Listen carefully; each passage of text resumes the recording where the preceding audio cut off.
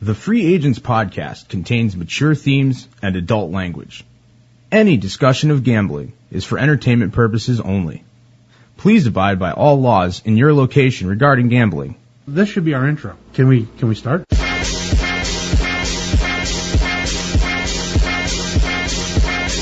This week on The Free Agents. That's the one thing, though, that I've noticed out of my Lions offense is that when he is getting the ball, Calvin Johnson does amazing, but sometimes, especially a couple weeks ago in Pittsburgh, the Lions have a problem sometimes getting the ball to Calvin, and I'm not really sure why. You can put him anywhere on the field and he'll be productive, but for whatever reason they go away from him, and I'm not sure what Scott Linehan, the offensive coordinator, is thinking there, but that's what I'm seeing. The idea is, basically you need a catcher who can be out there for the majority of the regular season games so that Ross is resting, because he's the guy you want back there in the playoffs. Mm-hmm. And, so now you signed another old guy who probably can't do that either. Yeah. Tim Duncan hit a game winner last night. Step back jump shot from around the foul line, and then walks back, slaps him on his hand, and goes, "What?" Tim Duncan and the Spurs are back. The NBA is on fire right now. Welcome to the Free Agent Sports Podcast. Joining us this week in studio, we've got LJ. Hey. And via Skype, Chris Curtis. Chris Curtis, how you doing? Doing all right. How are you? Pretty good. We had an exciting holiday week. We weren't really on the air, but a lot going on. I know you had a lot going on. You had a big announcement to make over the last week or so.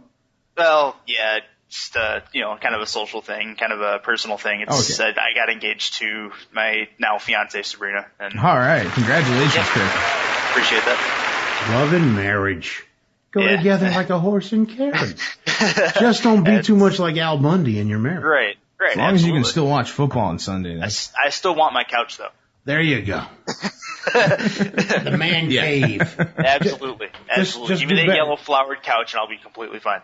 Just don't make your son a creepy, pervy, horny kid that hides in bushes and doesn't know how to talk to girls. Right. I'll work on that. No Bud. The world needs less Bud Bundys. All righty. Now, the NFL is the playoff picture. Is it becoming clearer? Clearer, yes. Figured out, no. I mean, the NFC, we've got a good idea of who's in right now. Yep. If and as long as San Francisco doesn't fail, like I'm still thinking they have a chance to, and the Cardinals get into there, I think San Francisco will have the wild card. They're set to take on my Lions in their wild card round if that indeed stays, to fruition. And then the winner of that game would play Seattle, and then Carolina and Dallas are your other side in the NFC, and that actually would be a pretty interesting game, afterwards, because I really think the Cowboys don't even match up. Oh no, I think if Carolina would be a favorite going to Dallas in the first round of the playoffs, and you would basically have two road favorites. San Francisco going into Detroit. San Francisco would probably be the favorite, and so you'd have two road favorites first round of the playoffs. A gambler's nightmare. Yeah, absolutely. What do you do? Home field advantage versus better team. I just want to see the Cowboys fail. I really, really do. Well, the Cowboys still have a chance to fail and lose the division. Philly is sitting there at 7-5, playing better football than most teams in the NFL right now. And they have a quarterback right now, Nick Foles, that actually is on pace for one of the best statistical years in NFL history, and he didn't even play the full year. I know. Like I said, his mother didn't even think he'd be this good. Right. 19 touchdowns, 0 interceptions, I think he is at now. Yeah. And he's heading to my Lions next week. Or actually, no, my Lions are headed there the next week. And as long as the Eagles' offensive line can keep him upright, the Eagles have a very good shot at basically smoking my Lions. I'll say it right now. But if the defensive line can create pressure, that's something we haven't seen out of Nick Foles, is we haven't seen him under a ton of pressure. And if my Lions can get to him in the defensive line, that defensive front four might be able to create enough havoc to make this a game. Let the young kid Anish at him. That kid's a madman. I think you have no worries, Chris. Think Anza? Yeah. We talked about this Monday. Anza, yeah. I think Nick Foles is due to regress here. I don't think Detroit has any problem taking care of them this week. So I hope you're right, but if as long as Philly can keep him upright and he can continue making the decisions, they have a terrible. I'm not sold on that line. I don't know if they can really do it. Well, Lesean McCoy is running around. Actually, the line's been good. Lesean McCoy's been killing it this year at running back, and Foles has been. They've righted their ship. It's the defense that's the problem. So what I'm expecting in that game is a shootout. Calvin Johnson, welcome to 300 yards receiving this week, because they don't have anybody. They can throw all four of their defensive backs on Calvin Johnson. I don't think they could cover him. That's the one thing, though, that I've noticed out of my Lions offense is that when he is getting the ball, Calvin Johnson does amazing, but sometimes, especially a couple of weeks ago in Pittsburgh, the Lions have a problem sometimes getting the ball to Calvin, and I'm not really sure why. You can put him anywhere on the field and he'll be productive, but for whatever reason they go away from him, and I'm not sure what Scott Linehan, the offensive coordinator, is thinking there, but that's what I'm seeing. I don't know why that's their best player. Exactly. Him and Reggie Bush and Jock Bell. I like Jock Bell. I was watching that. Jock Bell, yeah. He's good. I was watching that Thanksgiving Day game, and the offense looked sharp that day. I mean, they were just on fire. The Green Bay defense has holes in it, so, but your team looked good Thanksgiving Day. Yep, and if they continue to do what they did to Green Bay against Philly, it is going to be a shootout, and it's going to be a fun one to watch, and I honestly can't wait for it. It's going to be, we haven't won in Philly in a long time. That's another one of those teams, one of those streaks that we're trying to break, but it's looking good that my Lions, if they handle their business and can get defensive line pressure, we have a chance to go in and beat them. Now, let's go over to the AFC, where the picture is about as muddy as the field in Chicago. That awful the muddy alternate football conference. The alternate football conference. where Peyton Manning is over here just saying, I am still the greatest ever. You can't fuck with me. I'm only going to have 2 incompletions in the second half, and I'm going to destroy Kansas City's hopes and dreams. That's what he did. He just destroyed their hopes and dreams this past Sunday. Yep. Chiefs have beat everybody in the league except Denver.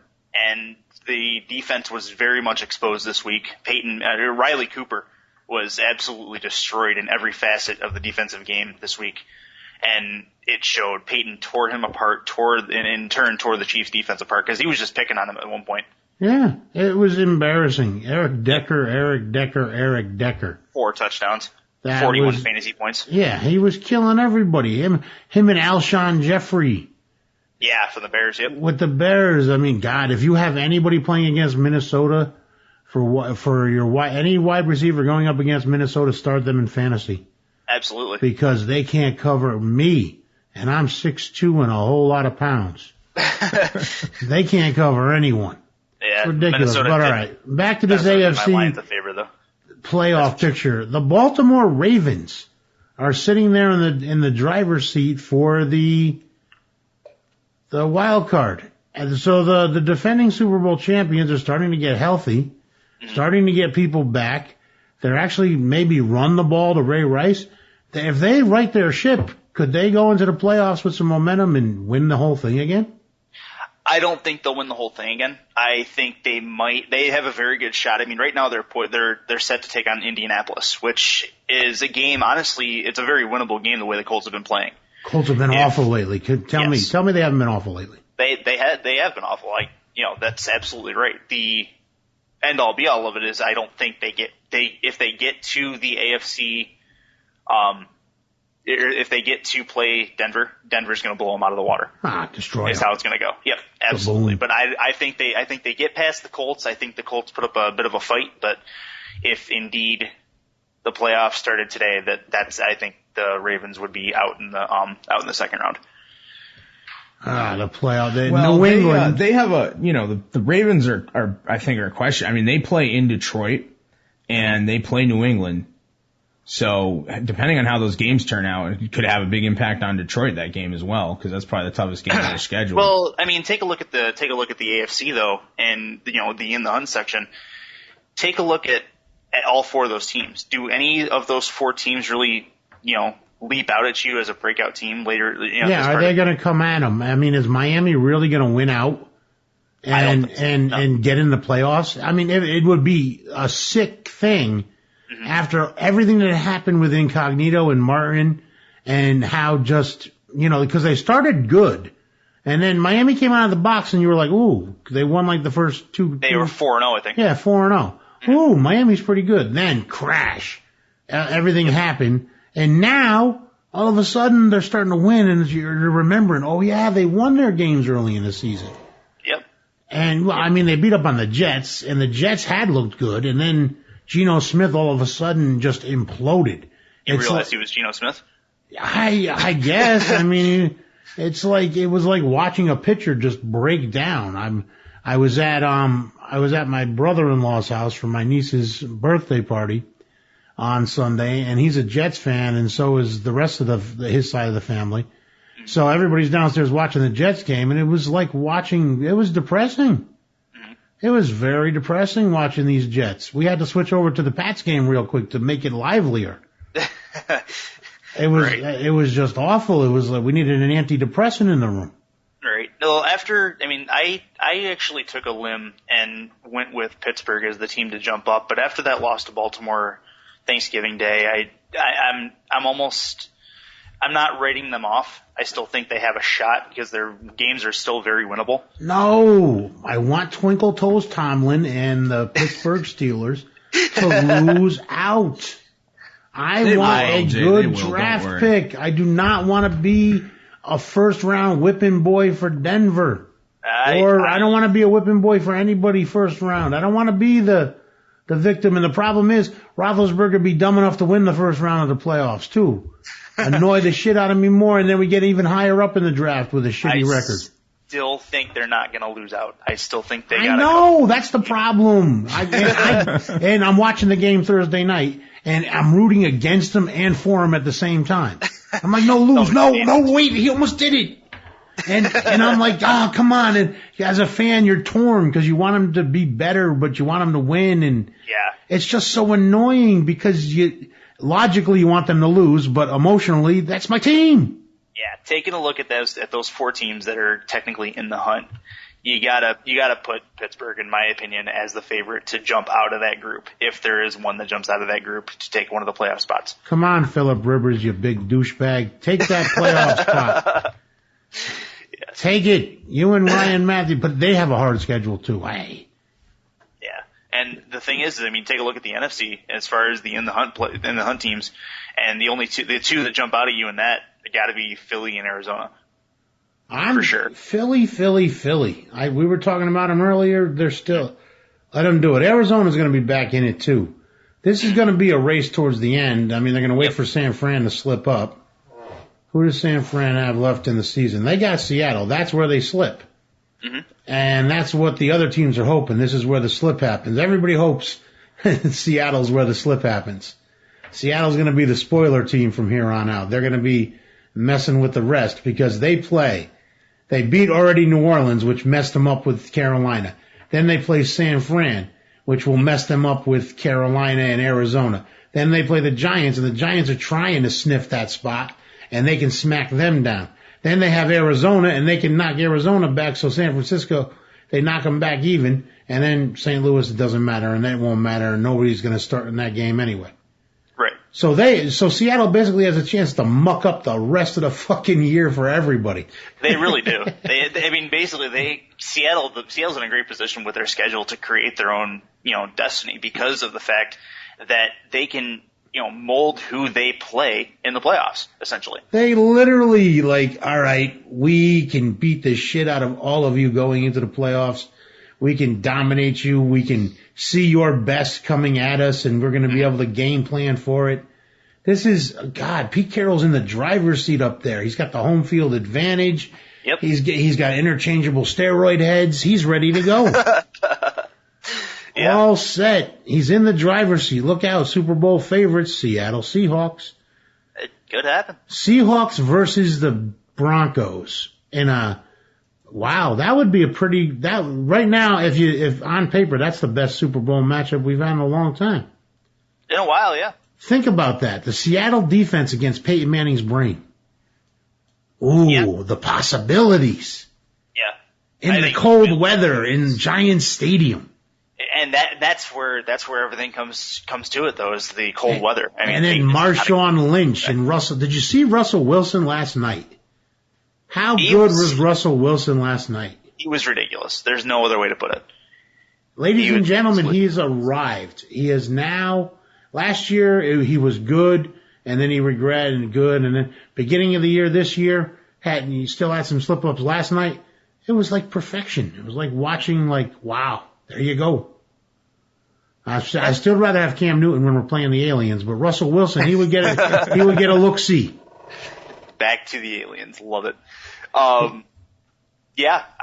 There's no team I don't think that can match up with Seattle. I mean, they beat the team that I thought that was going to match up with them in the NFC, and that was New Orleans.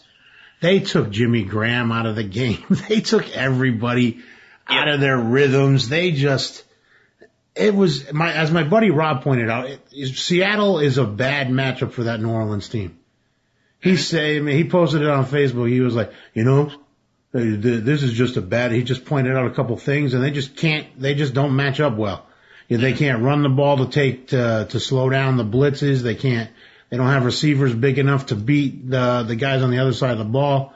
They're not fast enough to get by them either. They just had nothing. And Jimmy Graham, as big as strong as he is, Richard Sherman's over there is big and strong right on the other side of the ball. You can play a box and one like the Pats did and take Jimmy Graham out of the game. So Look out. I don't know. So who in the NFC right now has the best chance to beat Seattle? Best chance to beat Seattle. That's in the playoff picture that has the best chance to beat Seattle. I have a team on my mind right off the bat. It's got to be Carolina. Bingo. Yep, it's got to be Carolina. There's no other alternative. I mean, that'd be Cam Newton versus Russell Wilson would be a fantastic matchup, and it'd be interesting to see if Seattle can take away the dual threat that Cam Newton is. Carolina's almost like a poor man's Seattle right now. They have a great front seven, but they don't have the DBs that Seattle has. They've got Cam Newton, but they don't have the rest of the weapons that Seattle has around, like Russell Wilson. They don't have the Marshawn Lynch. They only got D'Angelo Williams. They don't have, well, actually, I mean, Steve Smith. I mean, Percy Harvin's better than Steve Smith when healthy. Yeah. And the offensive, I mean, that'd be a good matchup though. Because Cam is like that miracle worker guy. Carolina may be the only defense that amongst those possible teams that could probably slow down Seattle. They got Greg Hardy there. You see Marshawn Lynch coming through. He ain't going to run over Greg Hardy. Yeah. Mm-hmm. It's not going to happen. Yeah. Not going to happen. You take a look at the other side. And then you got Luke Kuechly sitting there. He ain't going to fuck with the Boston College graduate. No. Take a look at the other side of the coin, though, is that Carolina's offense then has to go up against Seattle's defense, which is no slouch in itself. And that's the thing. Then it would come down to Cam and his improvising. That's what it would come down to. It would have to be Cam stepping out and being like, all right, I know you're going to be able to conventionally, game plan and stop us. So that means I'm going to have to do something. That means I'm going to have to scramble for 30 yards when you think you've got me.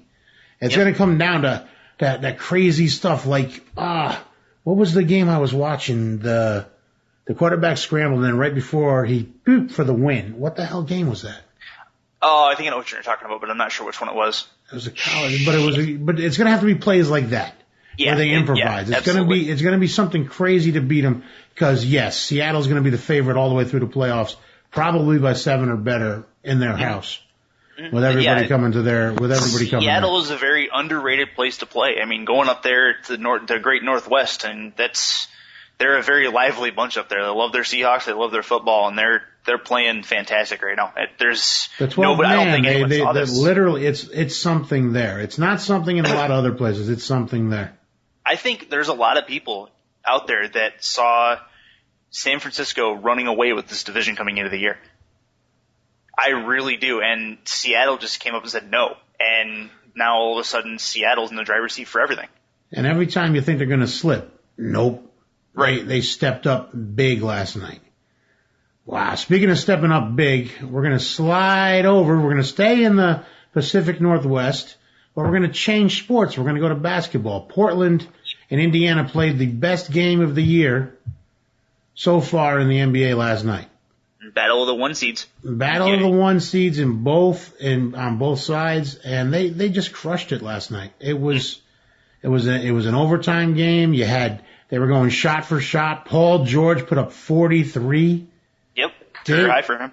It was an amazing game. It was much better than the Monday Night Football game that we just spent a bunch of time breaking down. Right. It really was. There were two basketball games last night that were better than Monday Night Football. The Pelicans and the Bulls played a triple overtime game, and Ryan Anderson did his best Larry Bird impression. Yep.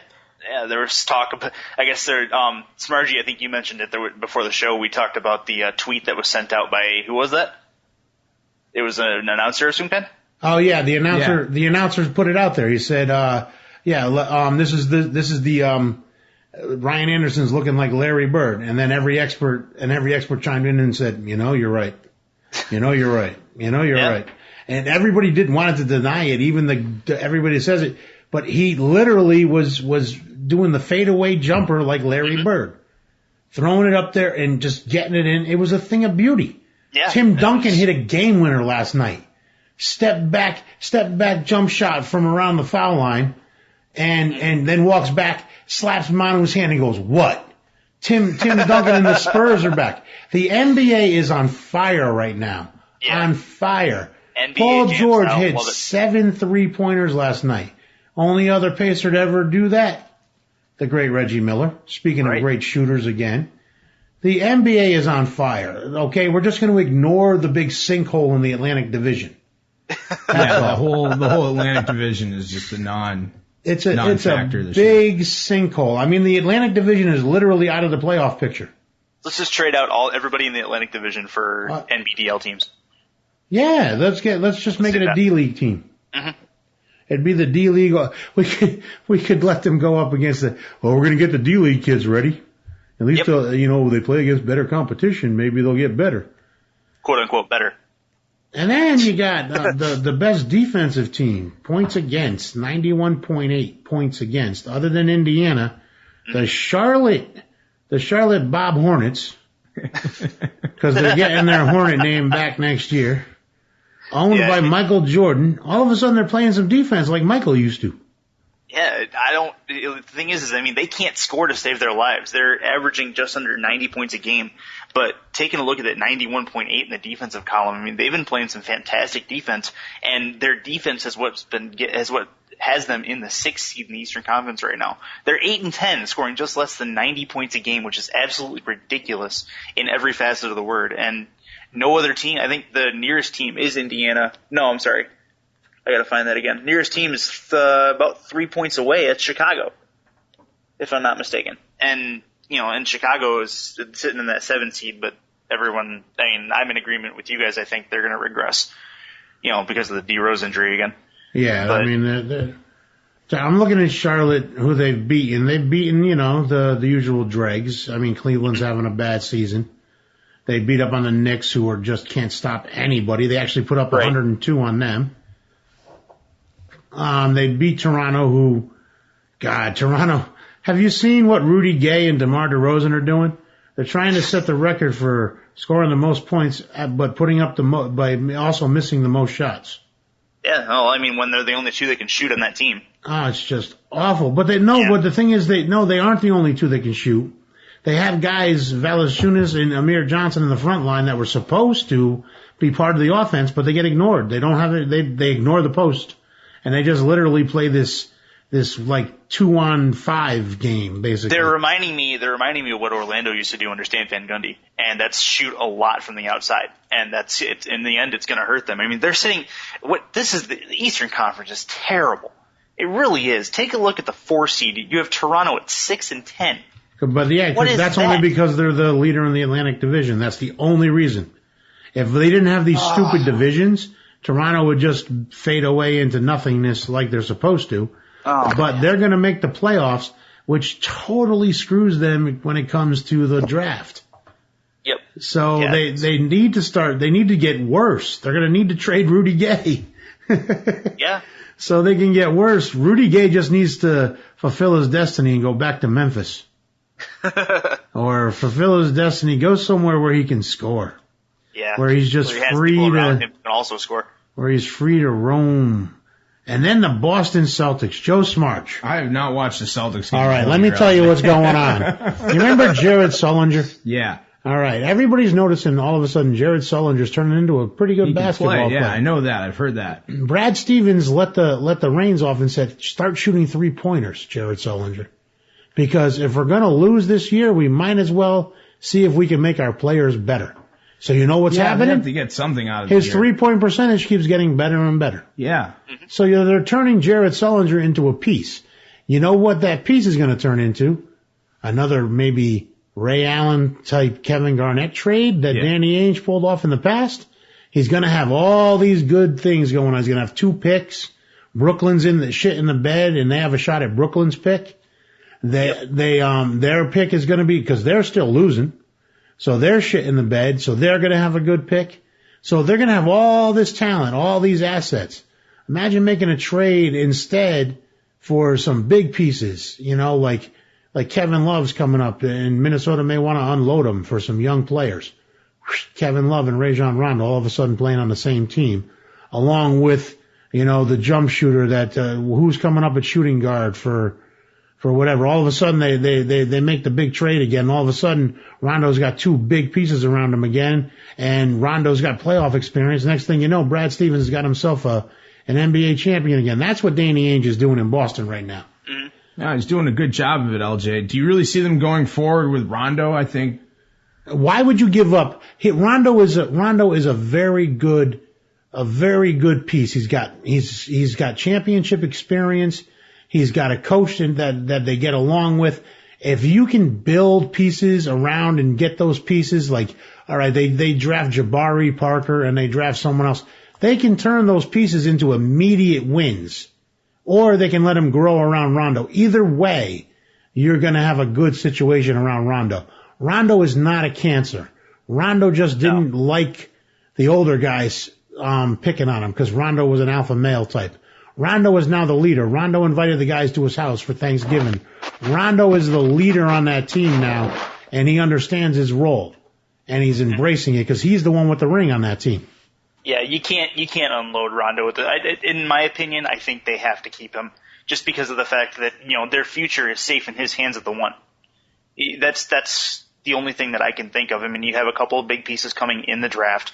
Why would you give him up at this point?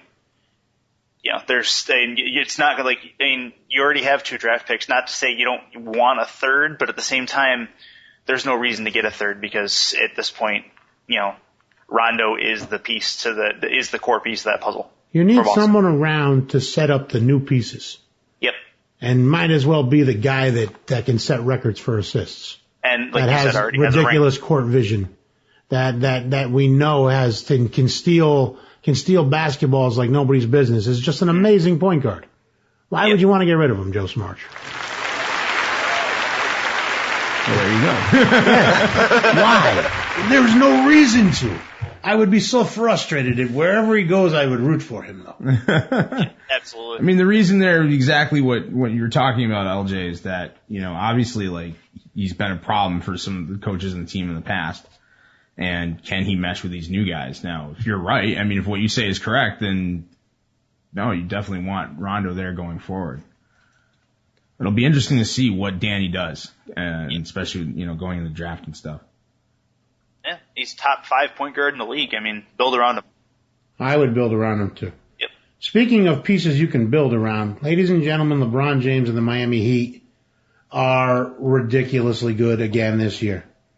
We're really on a collision course right now. Oklahoma City's looked sick and ridiculous. They played a great game against Golden State the other night.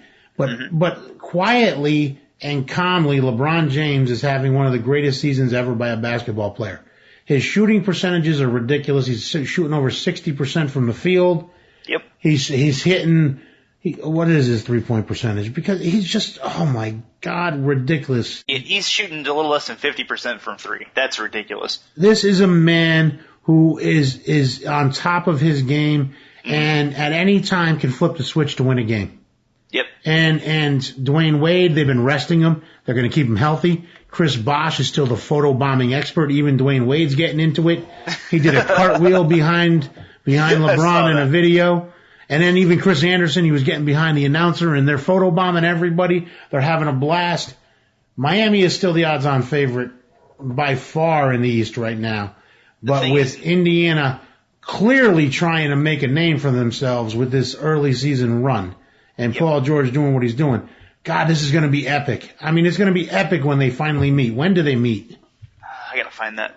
But either way, you take a look at I got Miami's schedule right here. That's good. The Miami, the thing is, because they haven't played each other yet. You can't say that Miami's not the favorite until. Ladies and gentlemen, Tuesday, December 10th, Indiana and Miami are playing a basketball game against each other. Where's it going to be at? It's in Indiana. Look out. Okay. Oh, and then 2 days later, what is it? No, on December 18th, they play again. Okay, so another week ahead. Oh man, it's going to be good. It's going to be a fun season series to watch, and it's going to be an even better playoff series. I can't wait for the playoffs now. And then let's talk about Oklahoma City, who is quietly. Kevin Durant had a triple double the other night, plus 4 steals and 3 blocks against Golden State. They destroyed. They beat Golden State. And at the last second shot. Russell Westbrook. Sevelosa got the rebound, threw it into Westbrook. Westbrook wins the game. Amazing. It was on NBA TV. I was watching it. It was an amazing game. Yep. The NBA is on fire right now when the good teams play each other because the level of play is so good. Yeah. It's so good. Oh God! And they're about to add all these great young kids. Have you got a chance to see Jabari Parker or Andrew Wiggins or Gordon or any of the young kids? Yep. Yeah. I've caught a few of them, and it's taken a look at the future of the NBA. It looks really, really good. The NBA is playing at a level right now, aside from the tanking teams, they're playing at a level right now we haven't seen from the association in quite a few years.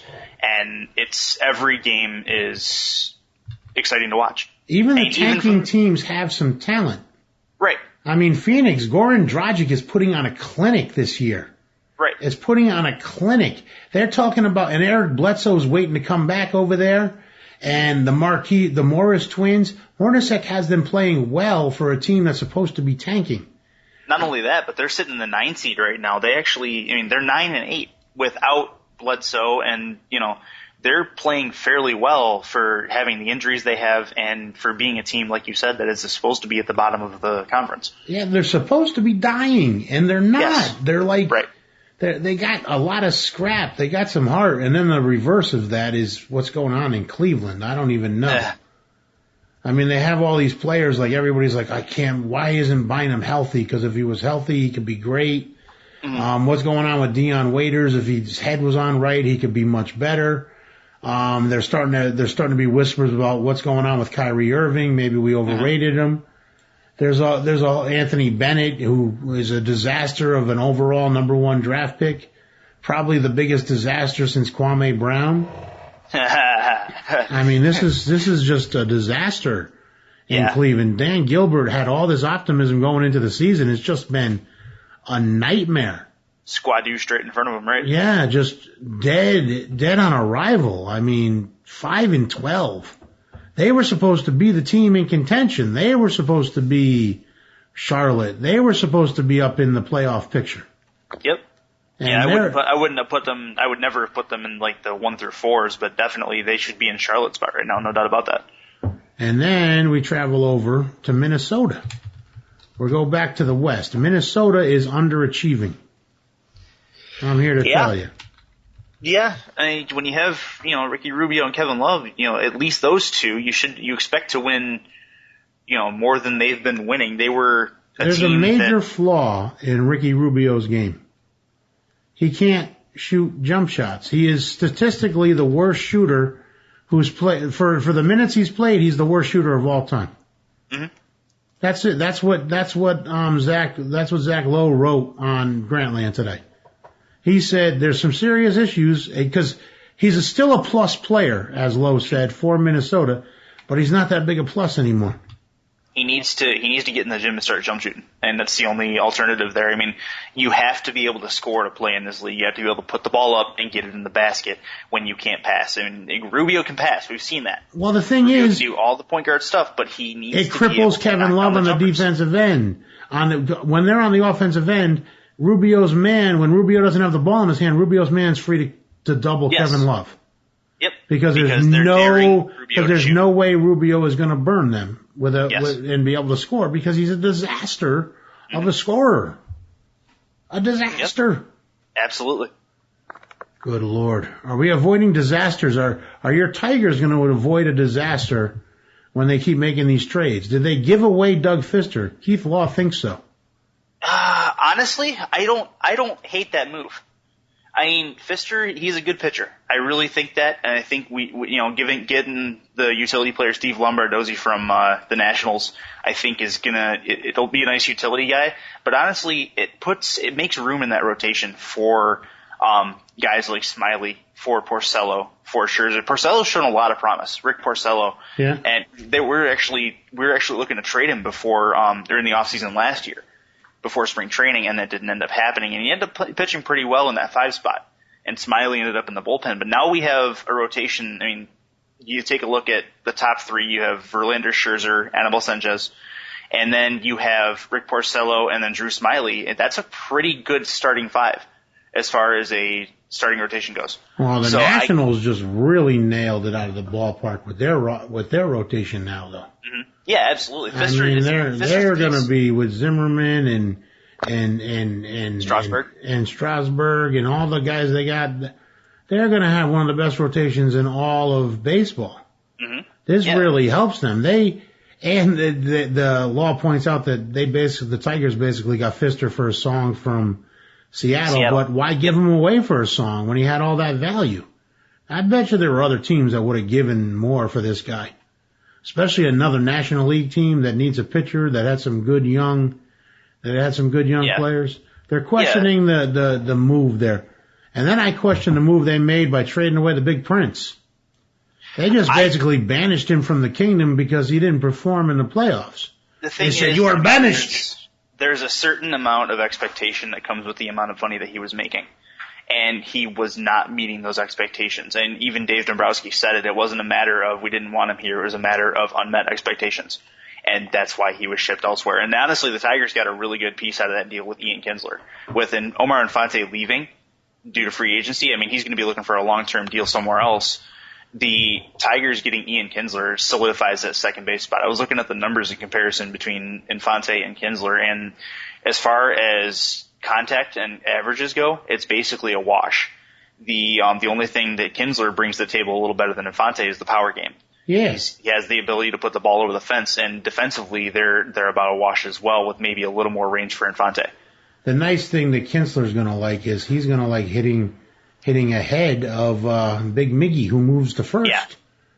They're going to be a formidable side of the infield.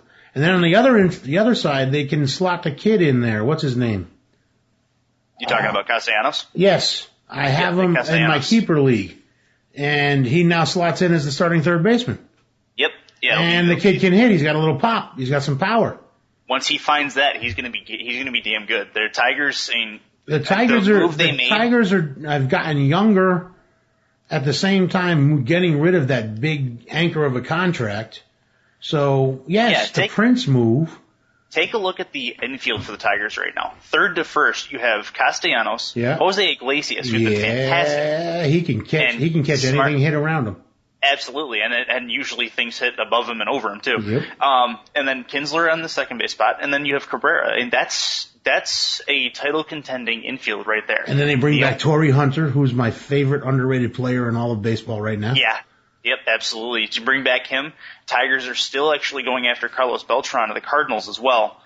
And if that happens, then that puts him in left field and keeps Austin Jackson in center field. If that doesn't happen, then then we'll see. But I mean, they also re-signed Don Kelly, utility infielder. And then we haven't even mentioned they plugged the biggest hole they had last year. Joe Nathan, ladies and gentlemen, Tigers closer. Yep.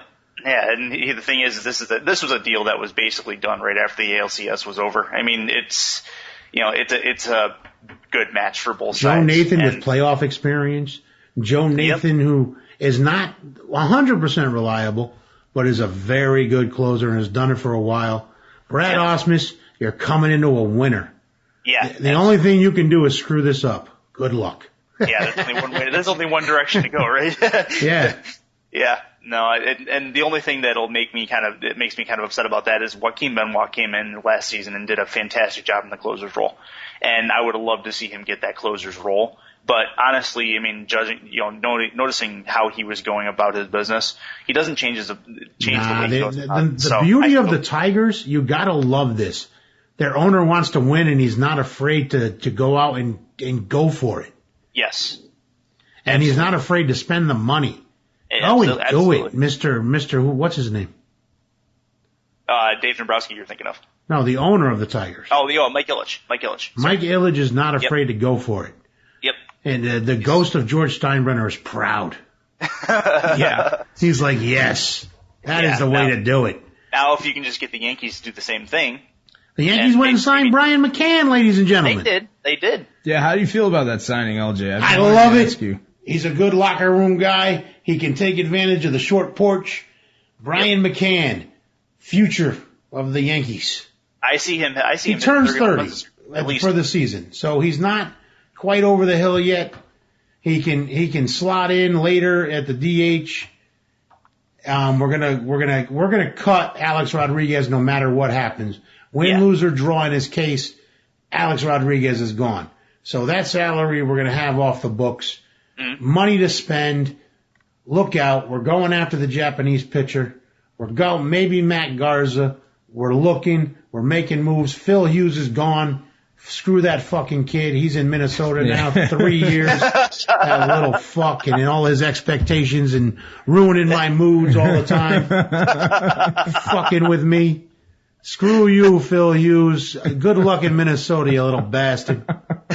I'd take Joba Chamberlain with you. Both of you two big disappointments. Like two fucking troubled kids you couldn't get rid of. I'm so sick of both of them. Now that Mariano's gone, who's gonna take over the back of that bullpen? I was hoping it was gonna be Joe Nathan. I really, they need to go after the kid Murica. They may even just give it to Robertson, who has been one of the most reliable setup guys in all of baseball for the last 3 years. He was there behind Mariano. They may have a kid that learned the cutter. They have a couple of kids in the lower levels that actually can try and relieve. I don't know exactly what the plan is. I'm hoping they do something. They make a signing. People don't know what these teams are going to do. Right. No, it's still really early. And they're still battling it out over Robinson Cano, too, in his contract. Cano, Seattle's in the Cano. Yeah, that's breaking news. Seattle, you bastards. Breaking news from Jay-Z. Seattle's in the mix. Jay, you're not supposed to say it out there like that. You're supposed to leak it to somebody. Damn, Hova.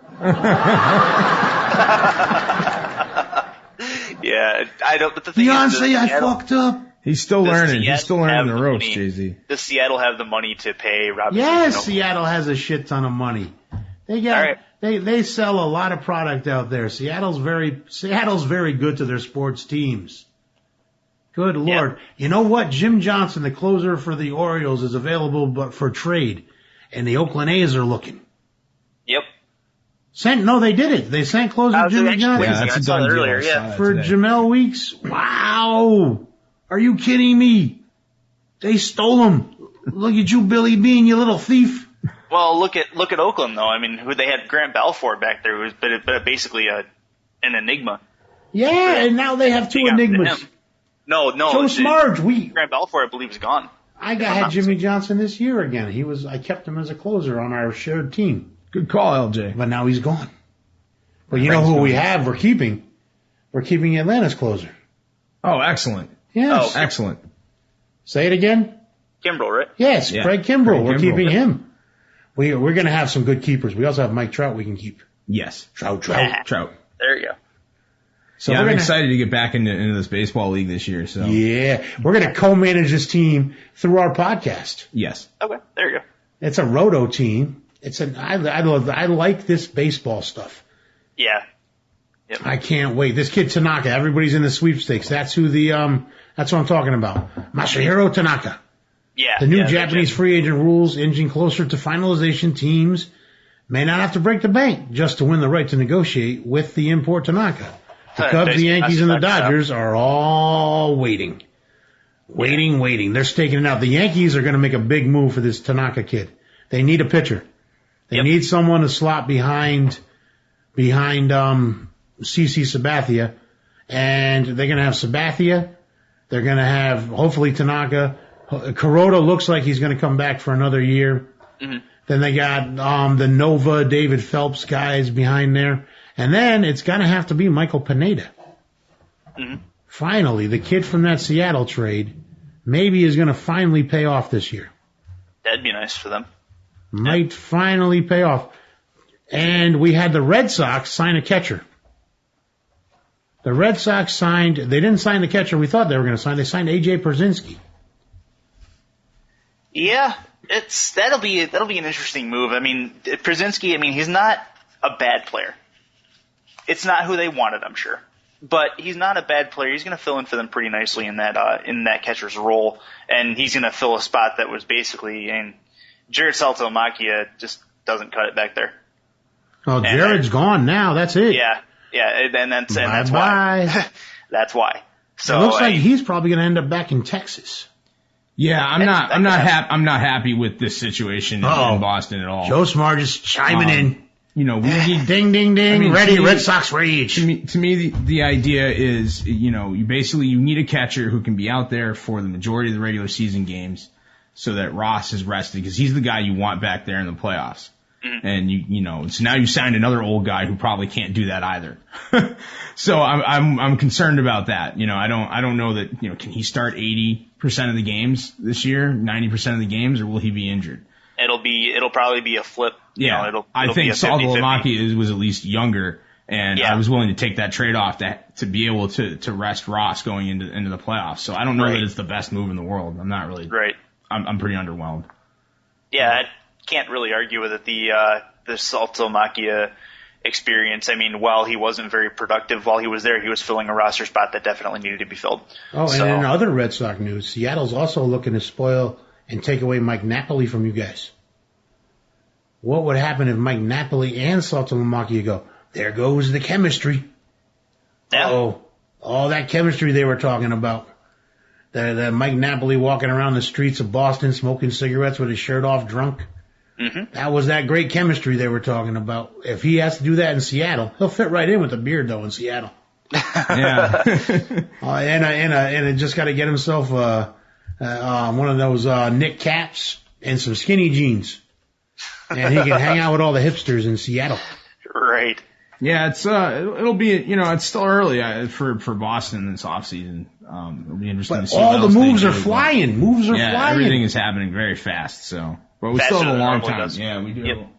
You got trades going on. You got the Orioles looking at Nelson Cruz. You got it's all over the place. Yep, things are happening very fast, and it's not over yet. There's still a lot of moves to be made. So it's going to be a fun off season for baseball, and it's going to be a fun regular season when it gets back going in April. And Scott Kazmir got a 3-year contract, ladies and gentlemen, back for a 2-year deal. San Francisco, right? No, Oakland. Oakland, that's right. No, wait, yeah. Back from the dead, Scott Kazmir. Still only 29 years old. Yeah. Still young. Mm-hmm. He's not a bad pitcher. He didn't play badly in Tampa. Oh, wait, another rumor from the desk of Jay-Z. Robinson Cano to the Nationals. Over. And with that, is that it? Yeah, I think that's going to wrap it up. Yeah. We'll be covering all your MLB hot stove action. In the latest news, Robinson Cano to the Mets. From the desk of Jay-Z. Over. So I think that'll wrap it up for us. And if you enjoyed listening, you can find us at freeagentspodcast.com. And there you can find all our links to Facebook, Twitter, iTunes, and all the other